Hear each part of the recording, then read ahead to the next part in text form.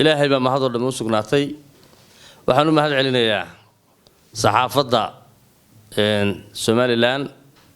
قوة مدح بنانية قوة دولية سواق بلاي يرمض عنو يرني وسارة دليرة عيارة عدانو نهي وحنو سر رسمي وشاعينينا وقتك وقبسوميو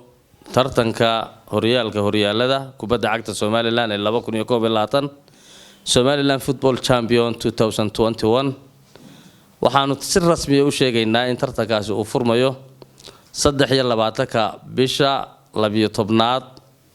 2021 oo ku beegan maalinta Khamiista ah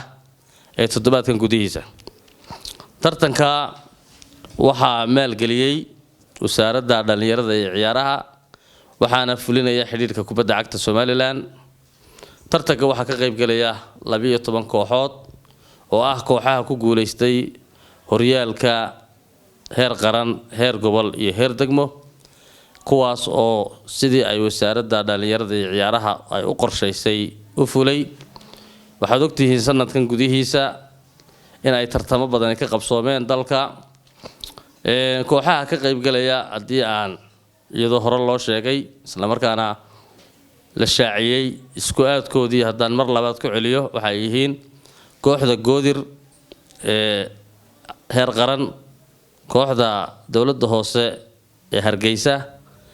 kooxda wasaaradda xanaanada xoolaha ee heer qaran oo ka socda Hargeysa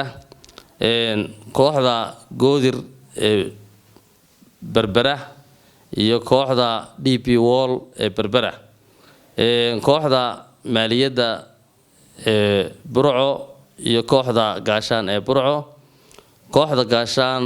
ee Lascaanood kooxda dawladda hoose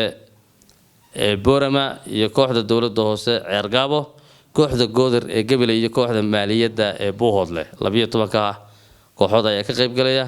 tartanku wuxuu bilaabmayaa 23ka bisha hadaan mar labaad ku celiyo bishan December ee aynu ku jirno 2021 waxaanu dhamaan doonaa 13ka bisha January ee 2022 biidmillaahi alkariim furitaan wacan kooxaha waxaanu faraynaa in ay soo galaan ugu dambeyn maalinta berri ah oo ku beegan 22ka bisha magaalada Berbera inay soo galaan baa la farayaa إن شاء الله بإذن الله الكريم وحن رجعنا إن ترتكاس وسوينا سنة وقف صوما يا أود بذكي شو نود والسلام عليكم ورحمة الله وبركاته.